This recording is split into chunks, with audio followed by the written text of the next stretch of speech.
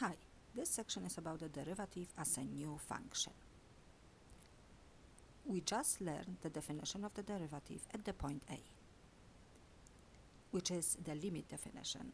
Limit as h goes to 0, f of a plus h minus f of a over h.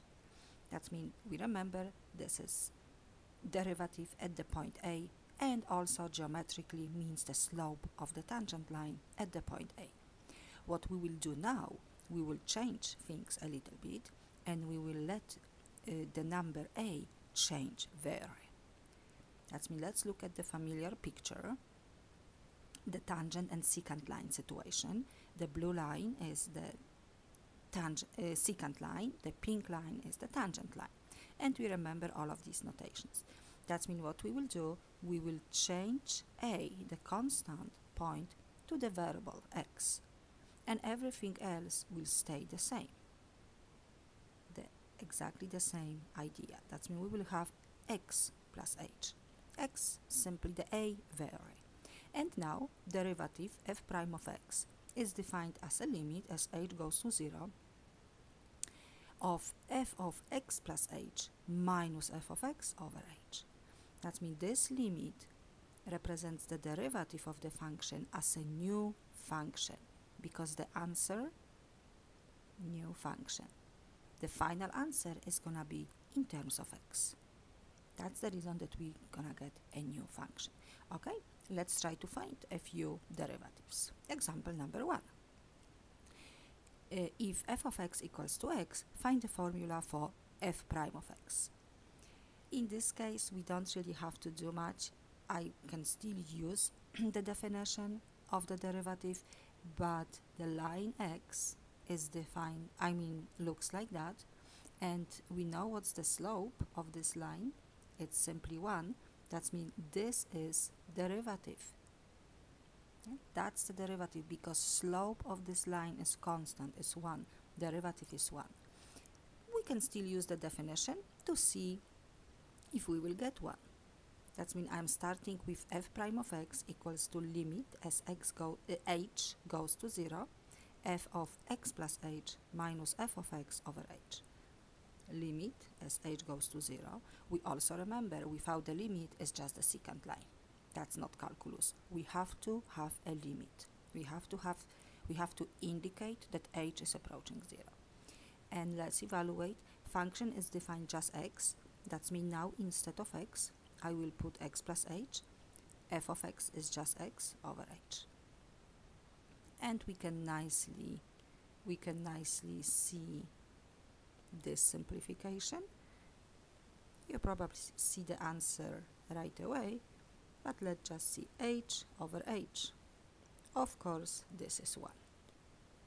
That means slope of derivative of the function x is 1. Or I was gonna say slope of the tangent line. It's 1 everywhere, because tangent line to the given line is just the same line.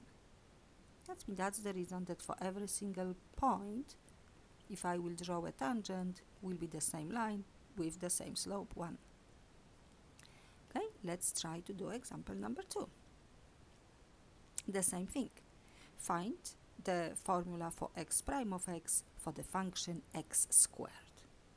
It means now, even if I will draw a function, I don't think I can see right away how the slope is defined, because slope of the tangent, it's different at different points. We can see tangent, let's say this one, tangent lines are changing the slopes. That means the slope is not constant. Let's use the definition. F prime of x is defined as a limit as h goes to 0, f of x plus h minus f of x over h. Let's evaluate. As the function is defined as a x squared. X squared, instead of x, we will put x plus h. Minus f of x is just x squared. Okay. That means this limit represents the derivative of the function x squared. And let's evaluate. Of course, I should mention that if I will substitute instead of h0, I will have x squared minus x squared, and in denominator 0. That means that's the reason that I have to rewrite my expression in order to evaluate it. Okay, x plus h squared means x plus h times x plus h, and multiplying, distributing all of the terms, I will get x squared plus 2 times xh plus h squared, and then minus f of x, which is x squared over h. Let's look for some simplification. Okay, and then we have a limit as h goes to 0 to, actually we can try to factor out, because we have 2xh plus h squared. I will factor out h, 2x plus h. And now that's what we were looking for, actually 0 over 0, because h is 0. The common factor is found and it's cancelled out. The limit, the expression was simplified to 2x plus h. Now x, instead of h, we can put 0, 2x. Okay, that means derivative of the function x squared is 2x. I can also write, we remember the notation, derivative with respect to x of the function x squared equals to 2x. Okay, that's the formula. Let's look at the next one, x cubed. Okay. The same thing, the slope is changing of the curve x cubed is not constant. That means let's figure out what formula will define the slope. F prime of x equals to limit as h approaches 0, f of x plus h minus f of x over h. Let's evaluate. Instead of x, I have to put x plus h, and this is cube, x plus h, minus just x cubed, that's f of x. And the same situation, 0 over 0. And makes sense because it's definition of the slope of the tangent, rise over run, no rise, no run, in respect to tangent, of course. That's what we have to figure out and simplify this rational expression. X plus h cubed means x plus h times x plus h times x plus h. Or, if you remember the formula a plus b cubed, we may use right away. It's a cubed, and then we do have some coefficients, but let me start with how can we expand polynomials like that. That means we start with a cubed, and then we will go a squared, a to the power of 1, and a to the power of 0, I can say. Actually, let me write b to the power of 0 for you, because then you can expand any. Okay, that means we will start with a cubed, the highest power, and b to the power of 0, which of course is 1. Then we will have a to the power of 2 with decreasing, and b to the power of 1. Increasing b power, decreasing a power. A to the power of 1, b to the power of 2, and a to the power of 0, b to the power of 3. Which of course I can't squeeze it. A to the power of 0, b cubed. Okay. Everywhere will be plus, and we also have a coefficient from Pascal triangle.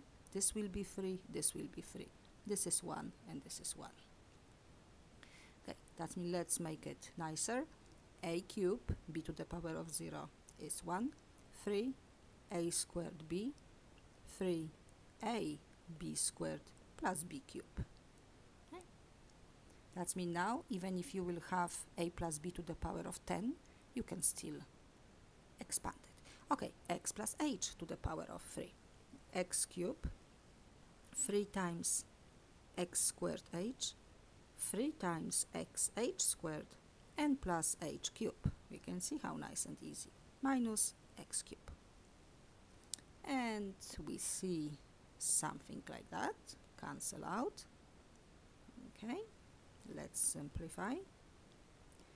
And we do have each on the top, each term contains h. I will factor out. 3x squared will stay, 3xh will stay, and h squared. And again, that's the point, 0 over 0 is gone. We did simplify. We did eliminate 0 from the denominator. That's the most important thing for the calculation. We can't divide by 0. Okay, now h is 0, and the derivative of the function x cubed is 3x squared. Okay, I can write this for you. Derivative with respect to x of the function x cubed, it's 3x squared. We probably see some pattern, but let's do different function, 1 over x. Let's find the formula of the derivative f prime of x for 1 over x. F prime of x is a limit as h goes to 0, f of x plus h minus f of x over h. Let's evaluate for 1 over x, h approaches 0, 1 over quantity x plus h minus f of x, which is 1 over x. And the same 0 over 0, I will get a common denominator, okay, which this will be x. I will multiply by x. Let me write a little bit nicer. X and x plus h was, and then x is, and I will multiply by x plus h. Okay, let's rewrite a top as a 1 fraction. Okay, that means we do have x, x plus h, and x minus quantity x plus h.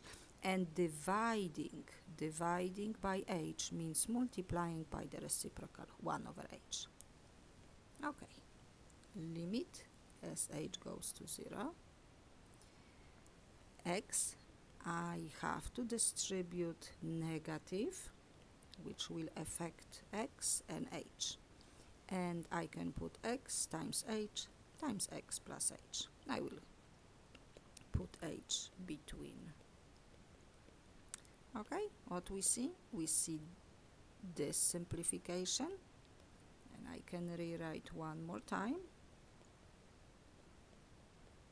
Okay, just to see each step. And what we have? We can nicely see the common 0, common factor. That means the final expression after simplification is x times x plus h. And h is 0, negative 1, x times x, x squared. Okay, this is a derivative as a new function of the function 1 over x. Derivative with respect to x of the function 1 over x is defined as a negative x squared. And this works for all of the numbers except 0. Okay, and I have last one like that, and then a little bit different problems, and we will be done with this section. And that's me. You can see I am focusing on calculating a derivative of the function using a limit definition. Okay, the next function is square root of x, and we will state the domain. That means first of all, domain of the function is just all of the real numbers, positive real numbers. That's actually r. Positive, and we can also add 0 because 0 is fine. Square root of 0 is 0. Okay, let's see. F prime of x is defined, of course, as a limit as h approaches 0, f of x plus h minus f of x over h. Let's evaluate for root x. It means function is square root of the quantity x, but instead of x, x plus h. F of x is just this.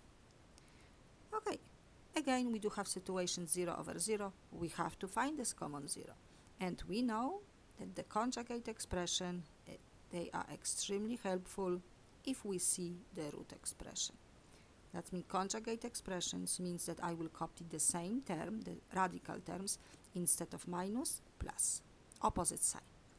And we always distribute the conjugate. We don't distribute, in this case,